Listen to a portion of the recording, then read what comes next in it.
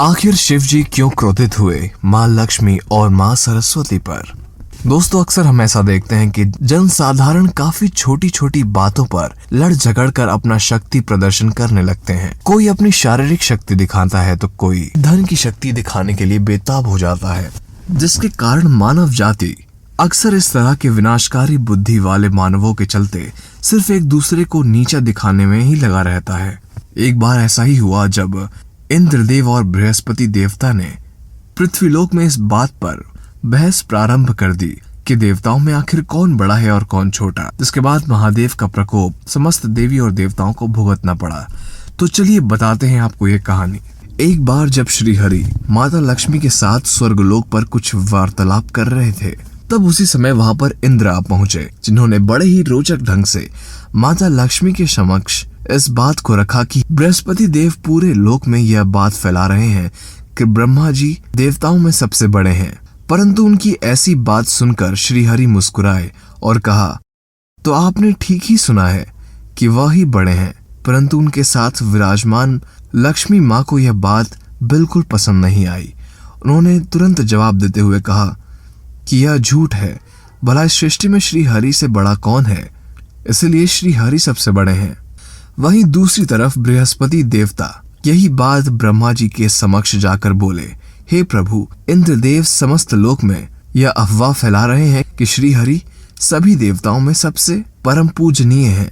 परंतु उनकी बात का जवाब ब्रह्मा जी ने हंसते हुए दिया और कहा, यह सत्य है, बृहस्पति श्री हरि देवताओं के पूजनीय हैं। परंतु उन्हीं के समक्ष बैठी माँ सरस्वती को यह उचित नहीं लगा।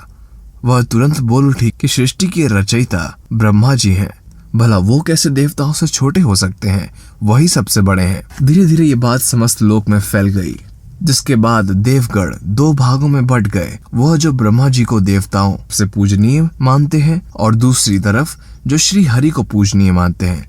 बस फिर क्या हुआ, तो लीला रचने से कैसे बच सकते थे। उन्होंने कहा कि चलो देवों के देव महादेव के पास जाते हैं और इसका फैसला वहीं पर करेंगे।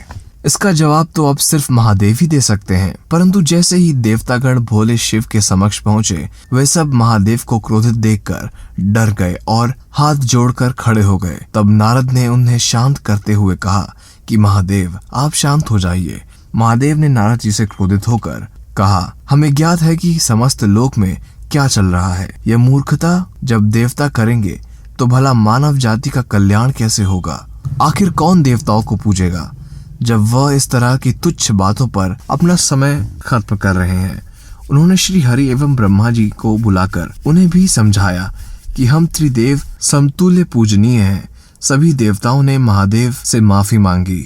वहीं दूसरी तरफ माँ लक्ष्मी और माँ सरस्वती अब भी इसी बहस में लगी हुई थी कि कौन बड़ा है। दोनों एक दूसरे का उपहास कर रही थी। उनकी ऐसी स्थिति को देखकर महादेव ने कैलाश पर्वत पर प्रकट होने को कहा, जिसके बाद महादेव ने उनसे ये प्रार्थना करके कहा कि आप तो देवी माँ हैं, यदि आप ही लोग आपस में ऐसे लड़ते रहेंगे तो आपके पुत्रों को कौन समझाएगा।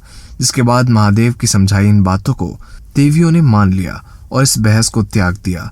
अगर आपको ये वीडियो अच्छी लगी, इस वीडियो को लाइक करिए, अपने दोस्तों में भी शेयर करिए। अगर आप नए हैं चैनल पर सब्सक्राइब कर लीजिए, वो बेल आइकन जरूर दबा लीजिए। धन्यवाद।